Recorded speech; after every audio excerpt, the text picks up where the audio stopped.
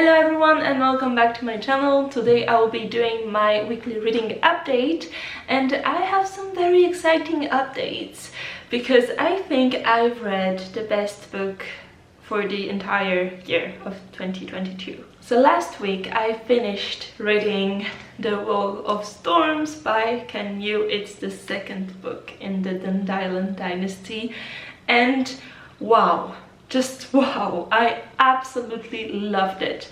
Even better, as many says, than the first book, and I think it's justified because there are so many good aspects from book one that is even better in book two. This book I've annotated quite a lot because there's so many good kind of thinking. Like the first part is more focused on a mentor and student relationship, and that's something that I really love in fantasy, so I was very pleased to just follow these two and discover more of the world building through their eyes. And also I think it was a good contrast with the second half of the book, because after all this kind of benevolent relationships and all the things that were kind of utopian in the first part, well, in the second part of the book this is chaos, and I loved it. I was so shocked by many aspects, be it, I don't know, the kind of new world building, new culture that we're introduced to, and also their thinking. They think they are doing something good for their own people, and then you have the opposite perspective, that is the people of Dara, that for them it's like something very bad, and you have always this conflicting point of view of is it good, is it bad. It really depends on who's telling the story, and following the characters that are taking actions in this conflict is so interesting. I mean, there were some losses that was kind of very emotional, very impacting, and I loved it. There are so many things that I could say about this book. Maybe I will try to do a review. I don't usually do specific reviews for each books because that takes too much time for me, so I like this format of being able to just discuss a book for like a few minutes and give you my impression and then go to something else. But I would really recommend going to Patrick Leo's video about this book. If you have read it, it's not spoilery, but I think you would get the most out of it if you have read the book. So if you want a really detailed opinion with which I agree completely and that is very well done and very well thought, I would recommend going and watch his video. And thank you, Patrick, for bringing this book to my attention, because wow, that might just be, and I think it will be anyway, because I don't know what book I could read that it would best this one. Maybe book 3 and book 4, because I'm supposed to read them before the end of the year, but that doesn't count, it's the same series. But this series will definitely be in my top 3 for this year, and maybe my top 3 for the whole like books series that I've read. That would be difficult to choose for my top 3. Whew, anyway. Very good. Then my current read is The Curse of the Mist Wraith by Jenny Wirtz. It's the first book in the Wars of Light and Shadow series, and I absolutely enjoyed this one so far. It is really good. I've read 200 pages and so far so good. I don't have any strong opinion. I would say that I'm enjoying it. There's a lot of information, lots of world building towards the beginning, and I just annotated quite a lot because I need to remember all that stuff.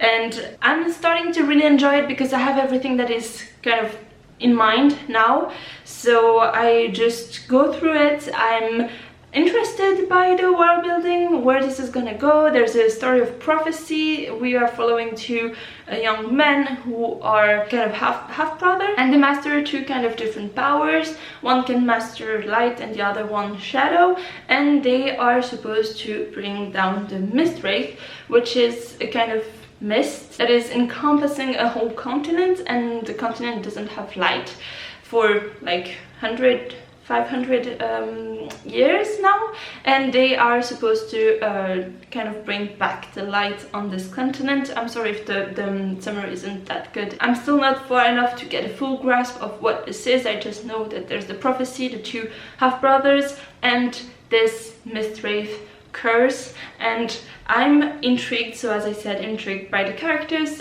It's kind of hard to ascertain their personality so far, but they have ambition, they have a goal, or rather they have a goal that they don't want to meet. It's only the beginning of a big quest. The writing is very beautifully mastered. It kind of read itself quite smoothly, but there's also lots of information to get from these beautiful sentences, so it's a very nice read, but also lots of information and world building going through it, and I love it. I don't have anything bad to say about this book so far, only praise, and I think this could be a very good series for me. But that's purely personal. It's just that I'm kind of feeling the same things as when I started reading The Eye of the World book 1, kind of all this information coming at you, and just the first glimpse to a bigger quest that will go through like